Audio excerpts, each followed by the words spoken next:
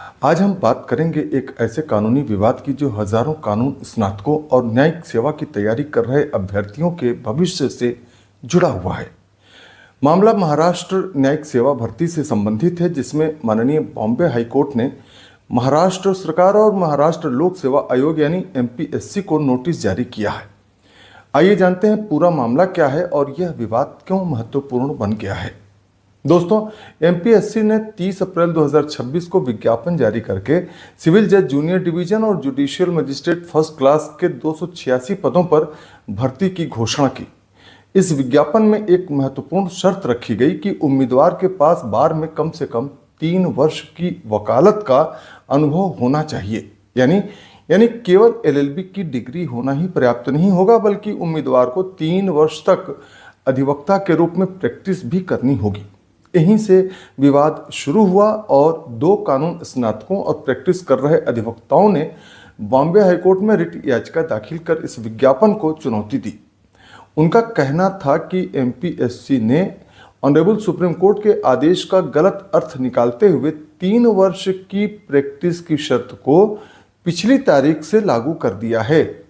अब यहाँ यह समझना जरूरी है कि ऑनरेबल सुप्रीम कोर्ट ने आखिर कहा क्या था। तो हम आपको बता दें कि 20 मई 2025 को माननीय सुप्रीम कोर्ट ने ऑल इंडिया जजेज एसोसिएशन बनाम भारत संघ के मामले में एक महत्वपूर्ण फैसला दिया था।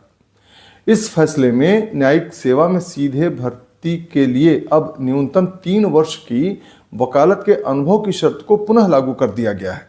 लेकिन साथ ही माननीय सुप्रीम कोर्ट ने उस जजमेंट में यह भी स्पष्ट किया था कि 3 वर्ष अनुभव वाली यह व्यवस्था भविष्य में लागू होगी और जिन भर्ती प्रक्रियाओं की शुरुआत इस जजमेंट के पहले ही हो चुकी है, उन पर इस नए शर्त का प्रभाव नहीं पड़ेगा। याचिकाकर्ताओं का इसी बिंदु पर यह तर्क था कि जिस भर्ती प्रक्रिया के लिए यह विज्ञापन जारी किया गया है, उसकी शुरुआत तो वर्ष 2024 में ही हो चुकी थी। हालांकि सुप्रीम कोर्ट के निर्णय की प्रतीक्षा में भर्ती प्रक्रिया कुछ समय के लिए रोकी गई थी।